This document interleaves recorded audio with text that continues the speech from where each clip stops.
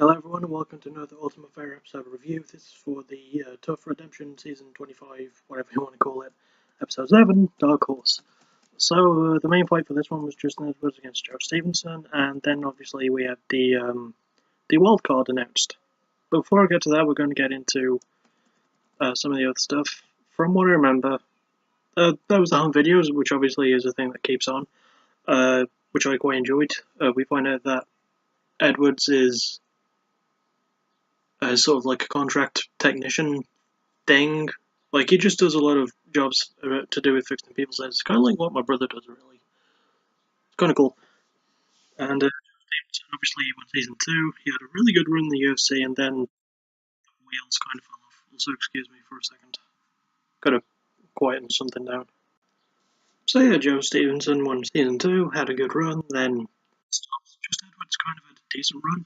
Sorry, this sounds keep happening, I don't know why. That should take care of it, sorry about that. Yeah, good runs for both of them. What else was there? Oh yeah, the Team Blue was gathered around a table. Oh, before I talk about that, I do want to talk about a nice little exchange that Edwards and Stevenson had in the house during breakfast. They sort of like talked about their injuries, and like Joe Stevenson showed that like he's got a problem with his left pectoral muscle, and he showed it off. And there's this like huge dent. Sorry about that. Yeah, no weird noises keep happening today. So yeah, there's this huge dent. It kind of like presses inwards. I'm not going to show you on my own body because I'm a fat bugger, but it was actually kind of weirdly hilarious. And he listed off all of his injuries. Justin kind of did the same, and then they sort of joked, 100%? Yeah, I'm 100%. I like that. That was a nice exchange. And then we kind of get more serious. Team Blues gathered around the table, and James Groves uh, sort of says, why don't we talk about, like, just talk about the best or worst week of our life or the hardest moment of our life? And Joe Stevenson brings up the most difficult moment of his life. He used to live on a trailer on a hill, I think that's what he said. It was a house or trailer on a hill or something like that. His dad helped build it, his mom had problems with drinking, and his sister was at the bottom of a hill, and his aunt was there as well. And sister was at the bottom of the hill when something with the trailer went wrong, and the aunt, like, who was drinking and kind of driving at the same time, tried to stop it. The sister managed to escape. I think that's what happened. I'm gonna have to look this up actually. The sister managed to escape. From what I remember him saying, sister escaped and the aunt died in the process.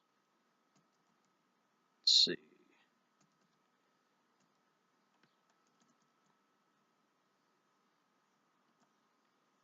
Let's see.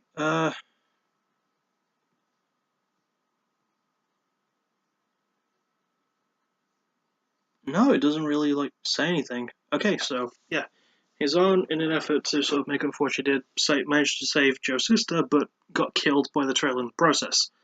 So it was actually kind of sad. And we also find out that after his UFC run was kind of a failure, Joe Stevenson uh, did turn to drink, but he's been sober since 2014, which is good. That's awesome.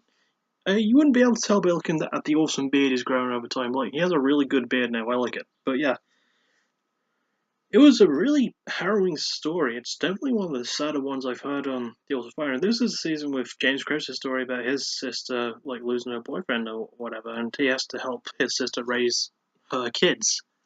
So yeah, it's wow. There's a lot of sad stories on this season. Huh?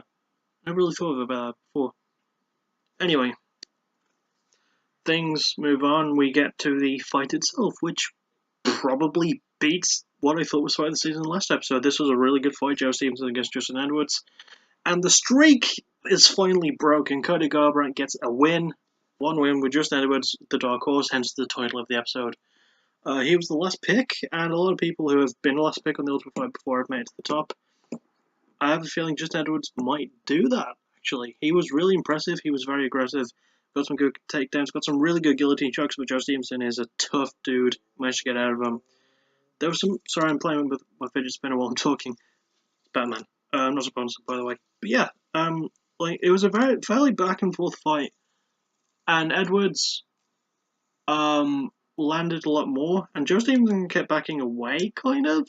Like, if he hadn't done that as much, it probably would have gone to the third round, which I think it kind of should have anyway, but I think it really could have gone, it definitely would have gone to 3 rounds if Joe did more and actually worked a bit more, but he did a good job nonetheless. Not enough to get the win, Justin Edwards just edged him out that slight bit. It was good, it was a really, really good fight, I enjoyed it. Possibly could be fight of the season. Yeah, it was really cool. And then we get to the main point of the episode where they're picking for the wild card. And I didn't know this because in my last episode I said that the two I would like to see are Seth Pasinski and Julian Lane. Not the case.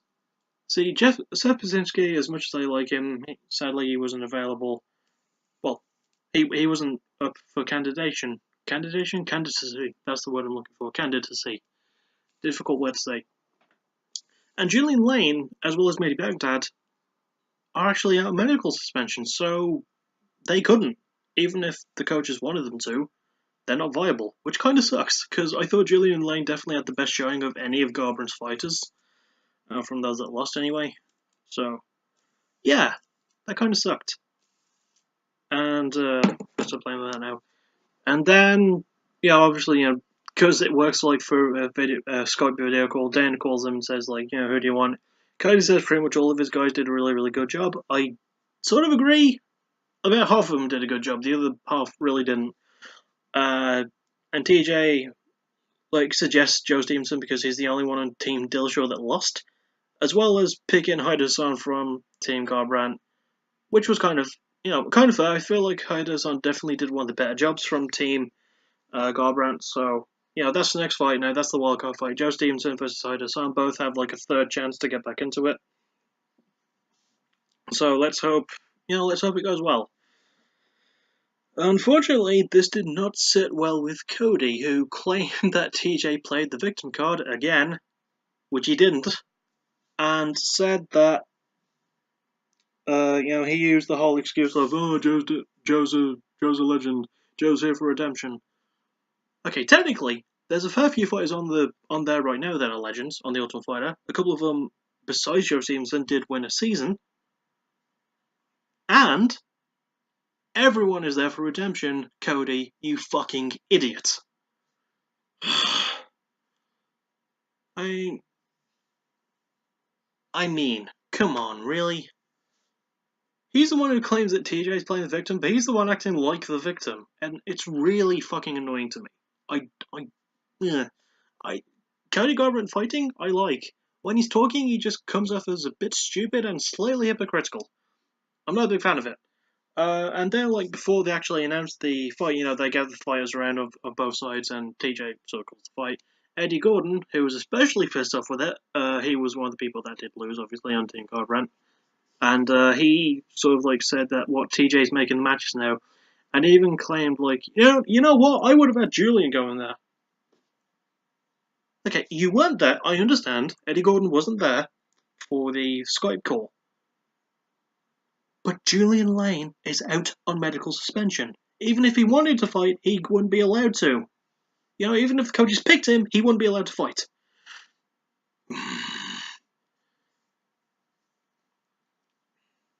And they said, it probably wouldn't have happened if it went to a third round. No, you're right, it wouldn't have happened. It probably would have went to a third round if Joe Stevenson did more. I had a point with that, then I kind of lost it. Yeah, screw it. But yeah, Eddy Gordon kind of sounded a bit dumb. Cody sounded exceptionally stupid. He's a good-looking guy with nice tattoos and really, really good fighter. Not the best talker, though. I'm being really mean to Cody this season. I'm really sorry. He's probably going to kill me if he ever sees these. I'm extremely worried now, actually. I don't want that to happen. Cody, please let me at least get the chance to have a girlfriend before you... Please. Oh, good cup. So, yeah. I'm trying to remember what else Eddy Gordon said now. No, I think it was more along... Actually, no, it wasn't something else that Eddy Gordon said about the thing. Huh. And maybe it was, I don't care at this point. Shut up, Jake. Okay. So, but yeah, this was actually a really good episode, despite the very harsh things I said about Cody Garbrandt. I really, really do apologize. Please do not kill me. And I'm really, really looking forward to the next episode because we're going to have 2 fights. That's always good. And we're going to have the coach's challenge, the best part of the Ultimate Fighter. Oh god, I can't wait. It's going to be amazing. I'm genuinely happy when I talk about the coach's challenge. You're probably going to see this exact smile on my face throughout the whole thing next week. Or whenever I get a chance to review it because it doesn't have an episode title yet. This season's the first one I've reviewed that's doing that. Like, it'll reveal the episode of the next season, then it won't, and it'll wait until the weekend until I can actually review it. Because, as you people know, I wait for the episode title to come out before reviewing it. And then it'll reveal the next one after that. Oh, that's good, makes my job easier. Then it won't, and it's like, oh no, that makes my job harder. Stop doing that. Yeah, anyway, my rant is kind of over. This has gone on for a lot longer than I thought it would. I'll see you all on the weekend for the Real Big Fish backtracking episode as requested by Could the Brawl, Brother Call, I meant to say. The Call Train. Woo woo. My head hurts. I've done a lot of jobs today, leave me alone. See you this weekend, bye bye.